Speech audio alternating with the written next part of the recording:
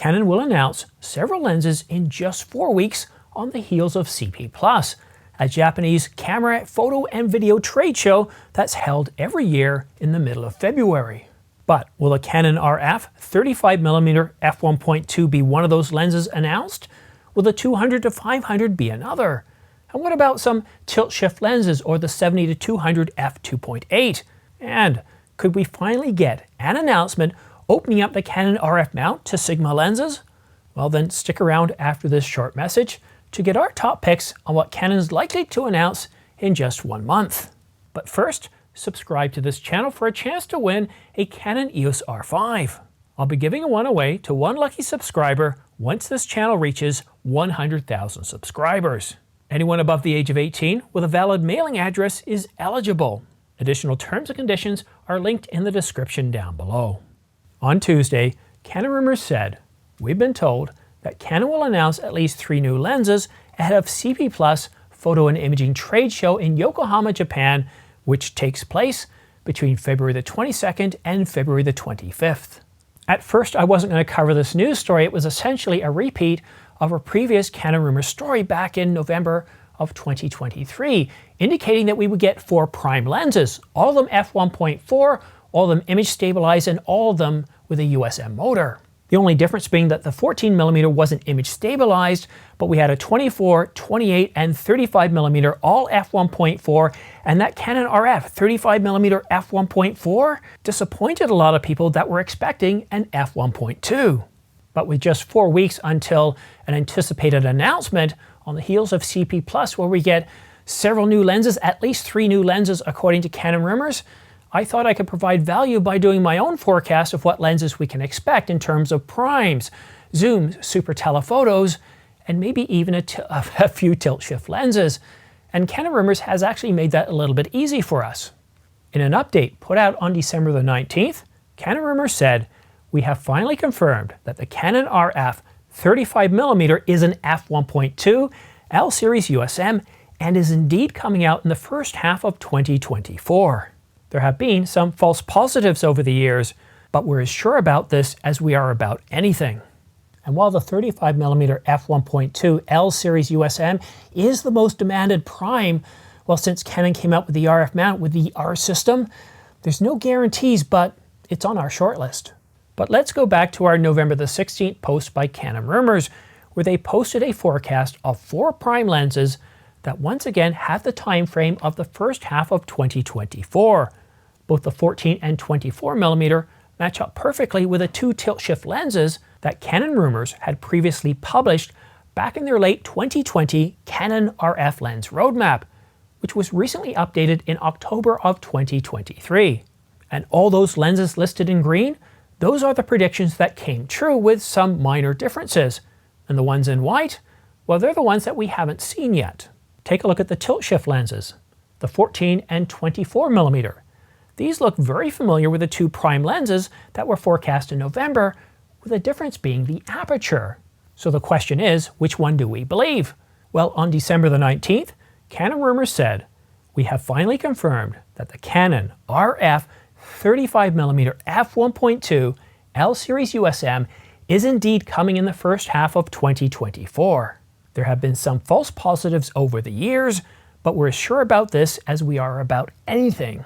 So, if we disregard the aperture being f1.4 for all 4 lenses, and we know it's going to be an f1.2 for the 35mm, then taking a look at the 14 and 24mm leads us to believe that these could be those 2 potential tilt-shift lenses that Canon predicted back in, well, December of 2020, giving us right now 3 possible lenses that we could get announced, well, in just about a month. The 14mm, the 24mm tilt-shift lenses, and of course the 35mm f1.2 is our shortlist so far. But we could also see the Canon RF 200-500mm f4 image stabilized USM. It's also expected in the first half of 2024. Another potential candidate, the RF 70-200 f2.8, and of course the long promised RF 500mm prime, that's an f4. And of course lastly, we shouldn't discount a possible RF-S lens like a fast prime or telephoto. Now let's prioritize our shortlist. It's no secret that Canon will be announcing the EOS R1 around the same time as these lens announcements are supposed to take place. As such, we expect some high-end lenses, maybe the 200 to 500mm f4, or the 500mm prime, or even the 70 to 200mm. But the RF 35mm f1.2, it's a solid candidate, but there's a good chance that Canon could hold off and announce this alongside the Canon EOS R5 Mark II announcement. And of course, those tilt-shift lenses are past due, and the RFS mount is in much need of a fast prime. And of course, a tilt-shift lens is long past due, but who knows if it's not going to get bumped, but there's been quite a bit of noise regarding a 14mm and a 24mm. And of course, the Canon RFS mount. We're on the heels of an announcement of the Canon EOS R1. We shouldn't discount the possibility of getting a super prime or a super fast prime and a telephoto for the RFS mount. Oh, and one last thing. Could one of the big announcements be that Canon has finally opened their mount to Sigma and others? That would be the big announcement, wouldn't it? But while we've been teased by Sony Alpha rumors and later by Canon rumors saying that Sigma is supposed to make a big announcement for the RF mount, well, sometime around the end of February, we haven't heard anything since November the 29th. And if this was supposed to take place in just what, a month and a half? I would have expected something to leak out by now. Some details as to what the announcement's going to be, whether it's going to be a single lens, whether it's going to be a complete open mount like Sony Alpha rumors has suggested, or maybe it's a limited, dare I say, couple of lenses that, well, they're just going to announce to help placate people, and I just don't think that's going to work. One thing is guaranteed. February is going to be a big month for Canon, their customers, and lots of announcements. We're supposed to be getting at least 3 new lenses for the RF mount. We're supposed to be getting some sort of announcement for the Canon EOS R1. And then, of course, there's rumors by Canon rumors, Sony Alpha rumors saying that we're supposed to be getting some sort of big announcement in February for the RF mount. Let me know what your top picks are for February, but if you're interested in purchasing any lenses or camera gear that we've talked about in this video, then please consider using my affiliate link for B&H, Adorama, and Amazon.com.